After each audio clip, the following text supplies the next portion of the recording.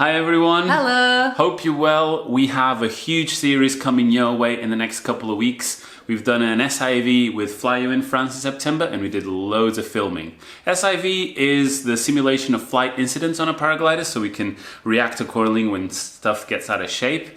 And there's a lot of videos coming. Yeah, there's going to be a video a day for the next couple of weeks, including our course, some fundamentals on SIV, a bit about sports psychology, and then what to do after SIV. Oh, and not forgetting a huge interview at the end with Malin, our instructor. The man himself. So we're going to go straight into day one. I'm getting reacquainted with it because I've done an SIV before, but it's going to be all new for you. It was my very first SIV, and to say I was a little bit scared is an understatement. So, Gemma, first SIV tomorrow.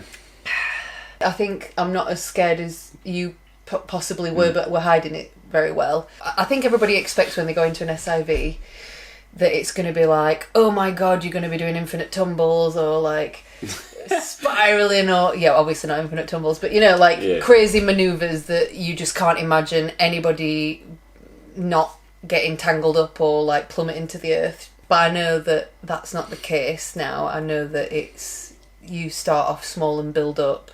Yeah. So I'm actually quite looking forward to it. I'm just glad that I arrived a bit early and acclimatised. I've seen the landing, I've seen the takeoff, I've done that drive up without it being like the first drive up of how long is it going to take us to get to the top, when are we going to get there, and like, I'm nervous about taking off for the first time. I've taken off for the first time, I've landed for the first time and the second time and for both. Yeah. So I feel pleased that we got 2 little flights in, one smooth one and one bumpy one. We'll see how tomorrow goes. So first thing on day one is getting your reserve out, and Malin goes through it and checks it with you just to make sure that one, it's packed correctly, but also that it's the correct size for your weight, and that you know a little bit about it, right? Yeah, so that if you have to throw it, which is likely that you might have to throw it, it's going to work and save your life. He did tell us some horror stories as well about sometimes he's found it where people haven't even got it connected, it's in there, but it's not connected to the bridle or things, so it's a bit of a sanity check for them, but also a safety check for us, which made me really happy. For sure, it checks the whole system, from the handle to the bag to the reserve to then the bridle, like you said, the connection, all the way, make sure it connects to your shoulders and nothing's out of place.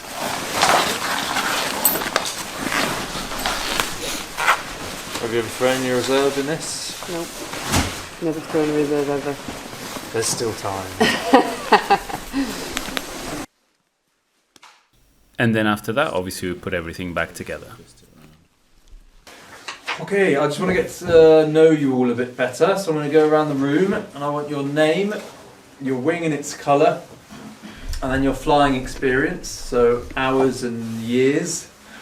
If you've done SIV before, and then if you've had any trauma in the air, any near misses, and then a bit about why you're doing this to yourselves. And then pretty much everyone answered the questions, and it was quite interesting to see how everyone came from a different background with different objectives, wasn't it?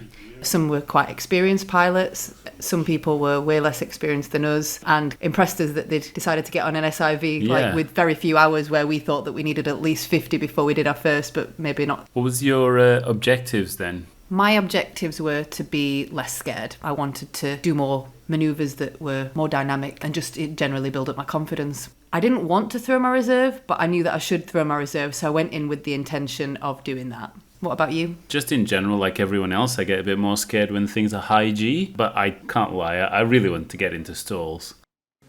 If we can hold our nerve and we can catch the dive later, we reload. Then Malin went in and explained a lot of the Flyeo fundamentals, as well as how to do some of the maneuvers we were going to be trying.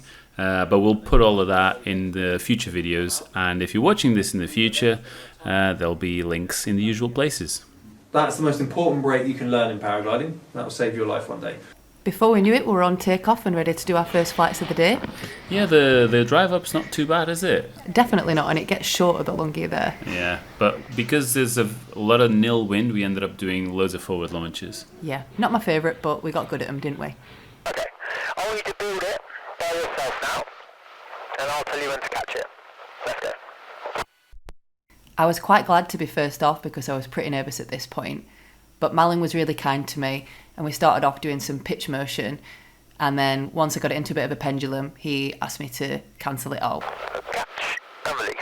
After we'd done some pitch, we did the same with roll. I think these were just so that he knew that I could follow instruction, but also to know that I had the basic manoeuvres down. Once he knew I could do roll, we started off with some spirals with natural exits, which is essentially just a little bit of a spiral and then just coming out of it really nice and steady. So that's not using the exit brake, right? That's just going hands up and letting it come out automatically. Exactly.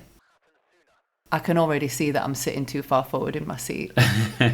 Your face is in between the risers rather than behind, right? Yeah. Now a little deeper, a little bit more. Ooh, that was good. That was power. Hold it. Catch. But then the compensation and whatnot, that went everywhere. Compensation. And catch.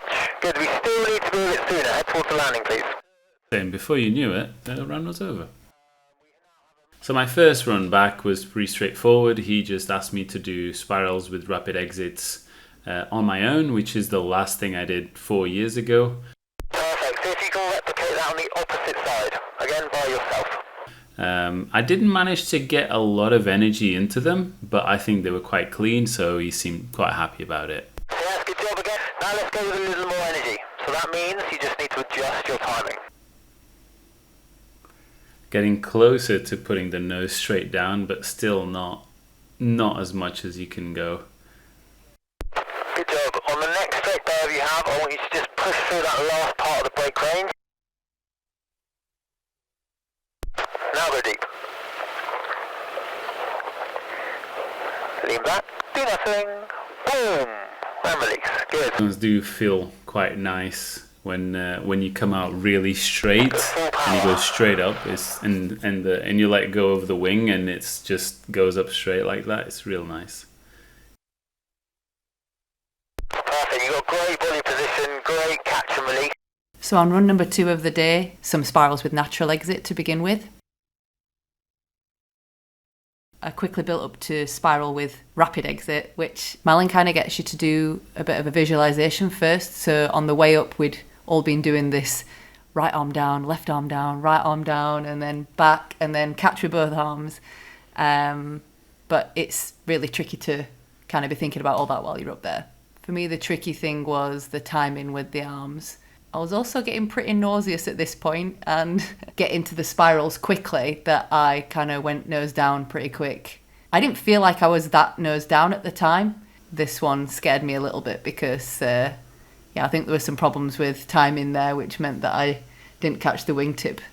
All of this kind of reminded me that the lesson that Malin said about keeping your body close in with your harness, I wasn't very good on this run at doing this. For the second run, for me, it was more of the same, trying to really dial down the rapid exits and get it super as perfect as possible. And also, it seemed exaggerated at the time to really catch the dive with a lot of brake, but it's really in preparation for future things. So I knew I didn't need to pull that much brake to catch those dives, but it was good practice. Just before me, I think one of the guys that was on the course with us had to throw his reserve. So then that was it for the day, and we went back to the debriefing room. There's all sorts going on there. This is awesome. This is as fast as you can go on a paraglider. You are nose down. That's pretty cool. So then you switch. My arms look like they're going all over the place a bit there. Well, this is good. There you're powering the rotation because that's your inside brake. Yeah. And then bang, there you're on the exit brake. So you have gone from nose down, and then you go through the exit window, about 90 degrees later. Yeah. Yeah. So facing away from the camera. Yeah. Yeah. Exit window. So that's you can see how even with as we're hurtling towards the earth as fast as you can, how quickly you can come out of a rotation. Right? That is the power of the exit brake that I want you to gain confidence in. That however scary a situation you're in, highest G-force, you're going to hit the ground and die. Oh no, I'm going to pull that, and 90 degrees later I'm going to be flying out of it. And then, yeah, that's not the most compact body I've ever seen. Keep those karate legs to yourself. And now it's going to feel like you're falling off your seat to the right. Right. So your right arm is going to go down, and your left arm is going to come into brace. This is the thing that he was trying to teach us all the time, isn't it? Is dissociation, which is really tricky, especially when you're thinking about all the other things that you have to do. Which, funnily enough, is exactly the same thing that we say about on our ground handling retreats. You know, people use their hands and their legs to catch their fall and stuff and forget about controlling the wing. Yeah. It's all about the wing. I don't care about your potato body. Yeah. And it's just almost like a dumb weight at the end of the glider. But another thing that he says is it's all ingrained in you from like being a very small child, isn't it? So you have to unlearn a lot of things that come really instinctually to you. Where your hand is relates to how much power you can put in, but also how much range you can use. Oh yeah. Tell me what happens here.